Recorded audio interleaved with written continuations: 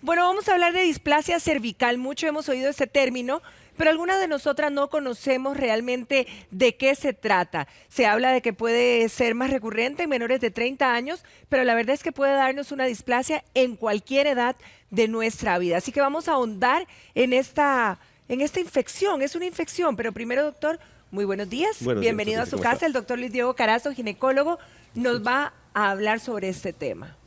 Sí, básicamente la displasia es una alteración en las células del cuello de la matriz o del cuello del útero, como le queramos decir, provocada por un virus de papiloma humano, que es un virus efectivamente de transmisión sexual, y ese virus puede generar cambios y generar displasia y posteriormente llegar a convertirse en un cáncer, como puede ser que ese virus puede permanecer, digámoslo así, dormido y no provocar ningún problema. Y aquí entonces la pregunta que se genera es, ¿hay síntomas para poder saber que yo tengo una displasia? Ok, ese es el gran problema que nosotros tenemos, no existen síntomas. Cuando un problema de cuello de útero empieza a generar síntomas, es porque ya es un problema muy avanzado, generalmente ya estamos hablando o de una lesión de alto grado o ya de un cáncer. Entonces, de ahí la importancia del control de Papa Nicolau en forma rutinaria, porque se dice que en promedio una paciente pasa de tener un cuello completamente normal a tener un cáncer, dura aproximadamente 5 años. Obviamente hay mujeres que evolucionan más rápido, otras serán más lentas. Claro. Pero lo que nosotros generalmente manejamos es el concepto de que cada vez que vemos una paciente en la consulta que tiene un cáncer de cuello de la matriz, esa paciente tiene por lo menos 5 años de no hacerse Papa Nicolau. En el Papa Nicolau podríamos detectarlo entonces. El Papa Nicolau, la función primaria del Papa Nicolau es precisamente detectar ese tipo de lesiones, porque esto, si uno lo ataja y cuando está empezando, es sumamente fácil de quitar. Excelente. Doctor, vamos a tener unas imágenes aquí como para ilustrar cómo se ve un útero sano y cómo se ve un útero enfermo, para que usted nos explique y nos quede bien claro. Ok, básicamente esto es lo que nosotros veríamos con un útero sano. Este sería el interior de la vagina, aquí tenemos el cuello. Como ustedes verán, es un cuello que mantiene una coloración muy estándar, muy uniforme en todo el cuello. Ahora, muchas veces las displasias leves a ojo nada más no se logran definir. Hay que hacer un examen especial que se llama una colposcopía, en el cual uno aplica unas sustancias, ácido acético primero, para ver patrones vasculares, cambios de la coloración, o una segunda sustancia que se llama Lugol, que el Lugol lo que hace es fijarse en el glucógeno, en el azúcar de las células. Las células displásicas tienden a multiplicarse en una forma más rápida, entonces consumen más glucógeno. Cuando uno pinta el cuello con Lugol, las células normales se van a ver de un color café oscuro, es un color similar al yodo, y las células que consumen mucho glucógeno no van a agarrar esa coloración, y entonces esas son las zonas sospechosas donde uno eventualmente podría tomar una biopsia. Ok. En una parte ya un poco más avanzada, podemos tener una lesión de este tipo. Esto es lo que nosotros veríamos muchas veces ya aplicando el ácido acético. Es lo que nosotros conocemos como una lesión acetoblanca, en la cual el aplicar este ácido acético en el cuello produce cambios en las células y hacen que sea más fácil de definir la lesión. ¿Esto qué es exactamente? ¿Esto que vemos diferente? Ya eso serían las células alteradas. ¿Células malas o todavía no son malas? Ok, es una pregunta capciosa. Sí. No son células terribles, Ajá, pero no son células buenas. Son células Ok. que ya están empezando a tener cambios y esos cambios pueden llegar a convertirse En en un un cáncer. problema de cáncer. Ok. ¿Ok? Y aquí vamos avanzando, como vemos aquí, esta es una lesión sumamente superficial, ya esta es una lesión cancerosa que está tomando el cuello y ya este es un cáncer que no solo está en el cuello de la matriz, sino que se está extendiendo a las zonas laterales. Este ya es un cáncer. Y Ese usted es un- hablaba de de que... hecho, este también. Y este también. Y Sí. usted hablaba de que para venir de este útero sano, podrían eventualmente pasar 5 años. Por eso la En importancia de los promedio. exámenes. En promedio, sí. Por eso es que el Papa Nicolau es importantísimo, porque la displasia no avisa. La displasia, desde el punto de vista de ginecología, Sí. en medicina interna, Sí. los internistas dicen que la hipertensión es el asesino silencioso, porque no da síntomas. De un momento Sí, a otro la cierto. persona iba caminando, cayó con un infarto, cayó con un derrame, una cosa así. En ginecología, este es el asesino silencioso. La displasia. La displasia, porque esa displasia no da síntomas. Cuando ya empezó a dar síntomas, ya la cosa está muy avanzada. Cuando ya empezó a dar síntomas de una paciente que tiene una lesión así y la paciente llega y nos dice, mire doctor, es que yo si tengo relaciones sangro o tengo un flujo de muy mal olor como con sangre, ya ahí uno siente que la cosa no anda bien. O sea, eso ahí sí hay síntomas, pero ahí es evidente que la cosa está mal. Exactamente. Que eso puede ser cuando esté ya un cáncer. Ahora, no todos los flujos con mal olor van a ser Un cáncer. cáncer. pero sí, algunos pueden. Ahora, doctor, también hemos oído el término hiperplasia. ¿En qué se diferencia de la displasia? Ok, la hiperplasia y la displasia son cosas completamente diferentes. Suenan parecidos, pero son diferentes. Sí, Ok. La hiperplasia se produce en la parte interna del útero. Ah, en porque lo que se llama, si lo vemos aquí, es acá, en la zona del cuello. Las células de acá es un tipo de célula que nosotros llamamos epitelio plano, son células aplanadas completamente. Esta parte interna, que es el recubrimiento del útero, es el endometrio. El endometrio son células glandulares, son las células que crecen durante el ciclo de la mujer esperando recibir un embarazo. Si la paciente se embaraza, de ahí se va a generar la decidua, se va a generar la placenta. Si la paciente no se embaraza, este es el tejido que se desprende y se evacúa con la menstruación. Correcto. ¿Okay? Este tejido depende de un estímulo hormonal generalmente, que son los estrógenos. Sí. Y siguiendo los ciclos hormonales normales de la mujer, pues crece, se prepara para un embarazo, no hay embarazo, se descarta, vuelve a crecer y así vamos ciclando. Algunas pacientes tienen crecimientos anormales de la parte interna del útero y eso es lo que se llama la hiperplasia de endometrio. Igual, así como en la clasificación vieja había displasia leve, moderada y severa, que ahora eso se agrupa como lo que era displasia leve, lesión de bajo grado, y lo que era la displasia moderada y severa como lesiones de alto grado, entendiéndose como lesión de bajo grado la que tiene bajo riesgo de convertirse en un cáncer y como lesiones de alto grado las que tienen un riesgo más alto de convertirse en cáncer. Igual en la hiperplasia hay grados. Puede ser una hiperplasia simple, puede ser una hiperplasia adenomatosa, una hiperplasia adenomatosa atípica, o sea, hay diferentes grados según qué tan alteradas estén las células. Bien, doctor, vamos repasando situaciones cotidianas. Por ejemplo, cuando a una de nosotras nos viene una hemorragia tremenda, ¿eso podría ser un indicativo, un síntoma? Sí, puede ser un síntoma de una hiperplasia, puede ser un síntoma de una displasia, pero también puede ser un síntoma de otra cosa, trastornos hormonales, quistes, otra cosa. No hay. El hecho de que una paciente tenga un sangrado anormal simplemente es como cuando uno va manejando y el carro le prende la lucecita del motor. Uno sabe que algo anda mal en ese motor, pero puede ser desde una cosa muy sencilla hasta una cosa muy grave. Sin embargo, desde el momento en que la lucecita se prende en el dash del carro, uno prefiere revisar qué es lo que está pasando. Generalmente la paciente de hiperplasia presenta un tipo de sangrado que le llegan diciendo a uno, doctor, yo tengo 6 meses de que no me viene la regla. Sí. Y de un momento a otro vengo con una hemorragia espantosa. Tremenda, sí. O de ahí en adelante he seguido sangrando, tengo 3 meses de estar sangrando todos los días. La paciente con displasia generalmente lo que tiene más es un sangrado de contacto, o sea, la paciente llega y le dice a uno, doctor, yo tengo relaciones y sangro. Durante la relación sangro o después de la relación sangro, o cuando mi marido se retira, el pene sale. ¿Eso puede ser un indicativo? Sí. Sí, porque eso significa que ya hay algo aquí que no está bien en ese cuello. Que no tiene nada que ver con la regla, digamos. Que no tiene nada que ver con Ahora, la regla. ¿qué pasa con las mujeres que ya dieron a luz y después del parto, verdad, empiezan con hemorragias y a sangrar y además con dolores? ¿Puede ser un síntoma? Generalmente no. Generalmente los sangrados de posparto son de otro origen. A veces quedan coagulillos dentro del útero, que el útero después trata de expulsarlos, y a veces hay trastorno hormonal. Estrictamente hablando, desde el punto de vista evolutivo, para mamá naturaleza, la única función de que una hembra mamífero, la perrita, la gata, la yegua, o en el caso de nosotros, la mujer, tenga relaciones es que se embarace. ¿Okay? No, mamá naturaleza no entiende que en el ser humano la gran mayoría de las relaciones sexuales no son buscando un embarazo, sino que son buscando satisfacer otro tipo de necesidades. Entonces, ¿qué pasa? Cuando una paciente está en posparto y mamá naturaleza asume que no debería volverse a embarazar porque tiene un bebé pequeñito, claro, porque está dando de mamar, etc. Entonces eso hace que el sistema hormonal de la paciente cambie.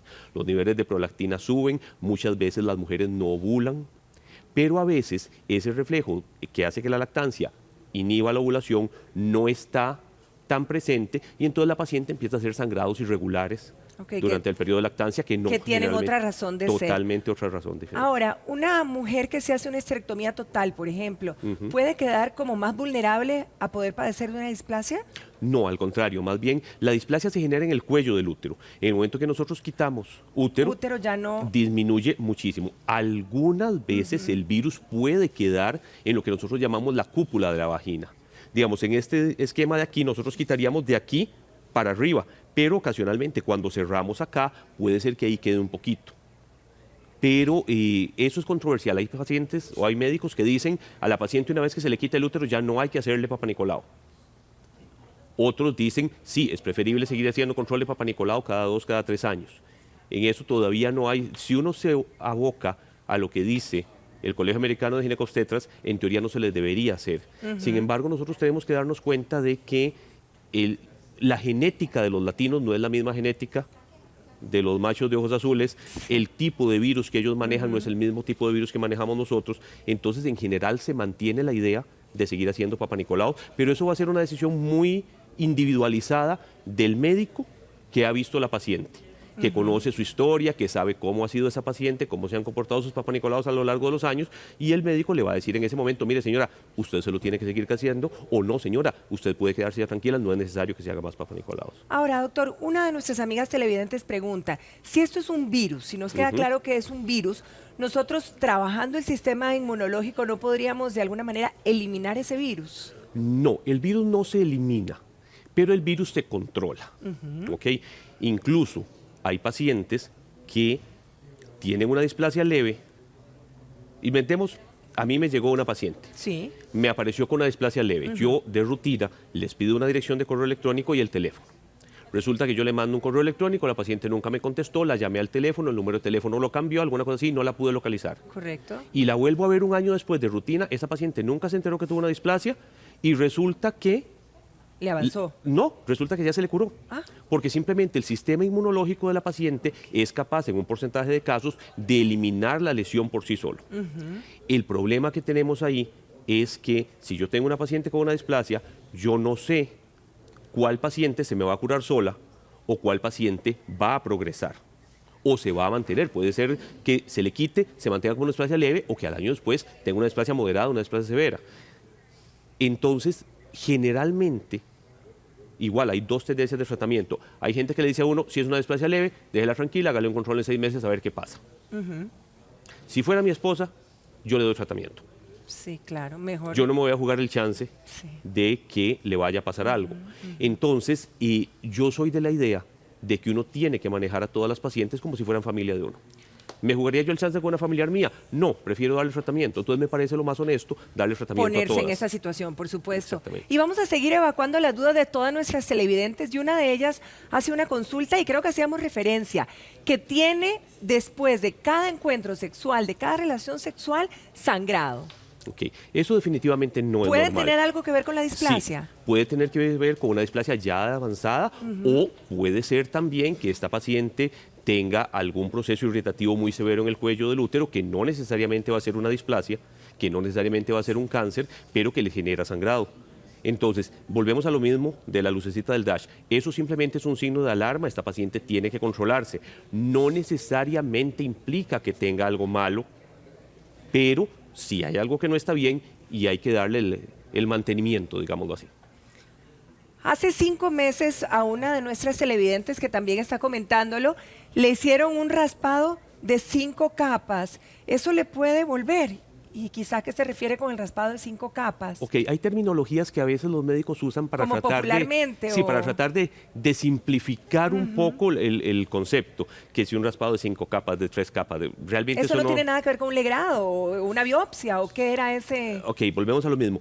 Y no sé exactamente a qué se habrá referido el doctor con un raspado de 5 capas. Y realmente, si es a nivel de cuello, la biopsia es una biopsia que se toma y dándole, digámoslo así, un pellizquito superficial, estamos hablando de que las lesiones de displasia son lesiones que no tienen 3, 4 milímetros de profundidad, son lesiones de micras, estamos hablando de células alteradas, no son espesores muy grandes, entonces uno toma la biopsia y en base a eso lo toma. Ahora, si estamos hablando de una lesión de endometrio, entonces sí, la forma de tomar la biopsia es usando un tubito muy delgado, como ver digamos como una pajilla muy delgada, del grueso tal vez de un repuesto de lapicero, que se introduce a través del cuello de la matriz para llegar, digamos, a esta zona, y ahí con una jeringa se aspira y se toma la muestra y esa muestra se manda al laboratorio para ver si realmente esta paciente tiene o no tiene. Generalmente cuando uno ya va a tomar la biopsia es porque ya le hizo un ultrasonido a la paciente, ya vio que ese endometrio tiene un grosor anormalmente alto, y entonces ya uno va con la sospecha clínica de que hay algo ahí en ese endometrio. No es de rutina que uno le hace biopsia de endometrio a todas las pacientes. No. Aparte que es un procedimiento que es un poquito doloroso.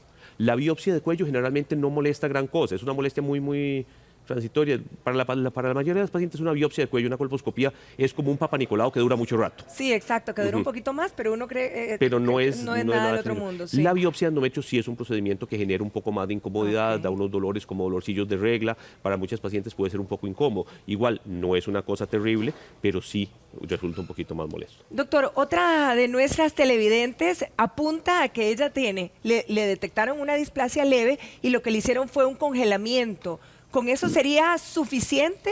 Sí, hay varias formas de tratar la displasia leve. Como le digo, está desde la gente que le dice no le haga nada y hágale un control en 3, 6 meses. Está lo que se ha hecho de rutina durante mucho tiempo, que es el manejo con congelamiento, con una criocirugía, que lo que hacemos es con un aparato similar a una pistola que tiene una punta de oro y que lo que hace, se conecta a un cilindro, sea de CO2 o de nitrógeno líquido, cualquiera de los dos, que producen temperaturas muy bajas. Entonces uno dispara la pistola, por decirlo así, el gas pasa, llega hasta la punta de oro, produce temperaturas muy frías y eso uno lo pega en el cuello de la matriz, digamos, lo pegaría es acá. como la que usan los dermatólogos para los lunares. Es ¿parecido? similar, es similar, sí. La punta tiene una forma especial para adaptarse al cuello. Claro. Y es un procedimiento que tiene una muy alta efectividad, sí es incómodo. Y yo he visto personas, pacientes, descomponerse por una crio, pero es muy efectivo. ¿Con eso se puede controlar entonces? Sí, o si no, está la opción moderna que es trabajarlo con láser. La ventaja del láser es que no produce efectos secundarios, no produce dolor o nada. En medicina, cuando uno tiene diferentes formas de tratar un padecimiento, lo que hace primero, lo más importante es la efectividad. Sí, claro. Ok, ¿qué es más efectivo? ¿La crio o el láser? La realidad es que son igual, funcionan igual, la tasa de curación es la misma. Entonces, una vez que uno tiene dos métodos que tienen la misma tasa de curación, se pasa a costos y a efectos secundarios. Claro. Okay. Entonces, en costos una crio y un láser, la diferencia de precios realmente es muy poca, no tiene mayor importancia. Y en efectos secundarios, sí la diferencia es muy importante. ¿Ahí eliminamos esa displasia, doctor, con cualquiera de las dos opciones? ¿O simplemente es por un tiempo? La displasia se elimina, pero el virus no. El virus no, y eso puede volver a traerla. El virus va a quedar, la persona que tiene virus de papiloma se va a morir con virus de papiloma. No es que se va a morir por el virus de papiloma, pero el día lo va que a tener muera, ahí. Lo va a tener toda su vida. Y eso no se le va a curar. Otra de las consultas recurrentes de muchas televidentes, doctor, es que, y una específicamente que nos comenta que ella en el Papa Nicolau no le salió nada y luego terminó teniendo una displasia. Ok, esto no debería pasar. No debería pasar. Tenemos que partir del hecho de que no hay nada, aparte de Dios, no hay nada perfecto en este mundo. Sí, por supuesto. Todos los métodos de diagnóstico pueden tener algún cierto porcentaje de falla, que es muy poco, pero puede pasar. El Papa Nicolau es lo que nosotros llamamos un examen de tamizaje, es un colador. Nosotros pasamos todas las pacientes por el colador, las que están con Papa Nicolau normal, o sea, las que pasaron recto las dejamos tranquilas, las que se nos quedan pegadas en el colador, les hacemos otros exámenes, sea la colposcopía o eso, para ver qué es lo que está pasando. La colposcopía no es de rutina, ¿verdad, doctor? Es cuando ustedes ya ven algo específico. En nuestro medio, la colposcopía no es de rutina. Correcto. Hacemos colposcopía si tenemos una paciente con un Papa Nicolau alterado. Okay. En Europa, por ejemplo, en varias regiones de Europa, no hacen Papa Nicolau. Le hacen colposcopía a todas las mujeres. ¿Qué pasa? Que la cantidad de ginecólogos colposcopistas que ellos tienen con respecto a la población de mujeres de riesgo es muy diferente al que tenemos nosotros. Ellos tienen la posibilidad de hacerle colposcopía a todas. Sí, claro. Ahora, nosotros no. Quizá para tener un panorama más amplio, ¿qué es lo que nos puede arrojar el Papa Nicolau? El Papa Nicolau básicamente es un examen diseñado para detectar lesiones precancerosas o cancerosas del cuello de la matriz, entiéndase las displasias o los cánceres, ¿ok? Ahora, además el Papa Nicolau, podemos sacarle el jugo al examen con otras cosas, porque el Papa Nicolau nos reporta un estado hormonal de la vagina, el Papa Nicolau nos reporta además en algunos casos cuando hay infecciones. Entonces, pero eso son, digamos que es una ganancia secundaria. La función primaria del Papa Nicolau es detectar lesiones precancerosas para poder tratarlas en el momento y que esa paciente siga teniendo una vida total y completamente normal, sin requerir una cirugía, sin requerir un internamiento, sin jamás llegar a quimioterapia, radioterapia, ninguna cuestión así. Ahora, doctor, una mujer que por A o S motivos tenga dudas sobre su aparato genital o su aparato reproductivo, ¿puede pedirle al doctor ahondar un poquito más? Sí, perfectamente. Yo generalmente le digo a la paciente, mire, tomar un Papa Nicolau es rematadamente sencillo, duramos 30 segundos, el reporte generalmente está en menos de 10 días, entonces realmente es muy rápido. Si el reporte del Papa Nicolau sale normal y el Papa Nicolau fue tomado por un ginecólogo que además tiene el ojo entrenado para detectar algunas lesiones muy precoces en el cuello, y la colposcopía puede salir sobrando. Y a veces también hay pacientes que me dicen, doctor, yo quiero que me la haga, y yo siempre les explico, mire, yo se la puedo hacer, pero sentiría hasta un cierto punto como que le estoy robando la plata haciéndole un examen que usted no ocupa. A veces pasa que el médico general toma un Papa Nicolau y tal vez el médico general no tiene el ojo tan entrenado como lo tenemos nosotros. Y eso no quiere decir bajo ninguna circunstancia que sea un mal médico, puede ser un excelente médico, pero simplemente ya no tiene la práctica que tenemos nosotros. Es como que me diga usted a mí, que me pasa con frecuencia, que una paciente que yo le llevo el control del embarazo, llega al control postparto y me dice, doctor, es que el chiquito está resfriadito, ¿usted me lo puede ver? No, señora, lléveselo al pediatra. Yo tengo más de 25 años de no ver bebés. Entonces mejor búsquese a alguien que esté actualizado en este tema. ¿Y no tiene nada que ver con la genética, doctor? Es decir, no puede haber herencia en este sentido. No, el cáncer de cuello de la matriz es un cáncer originado por virus de papiloma y no tiene ningún tipo de transmisión.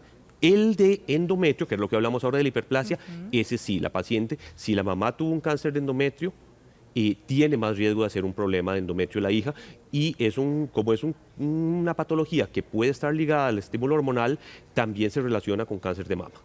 Y para terminar, doctor, ¿el engrosamiento del útero puede ser para cualquiera? ¿Puede pasarle a cualquiera después de cierta edad? Le puede pasar a cualquiera, sí.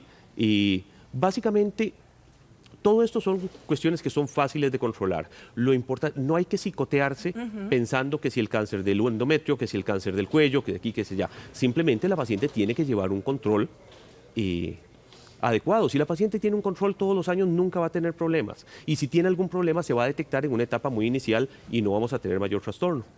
Bien, doctor, le agradezco muchísimo. Yo creo que hemos aclarado mucho este tema y espero le haya servido a todas nuestras amigas allá en casa. Que pase un feliz fin de semana, doctor. Igualmente, Muchas que gracias. pase muy bien. Muchas gracias. Vero.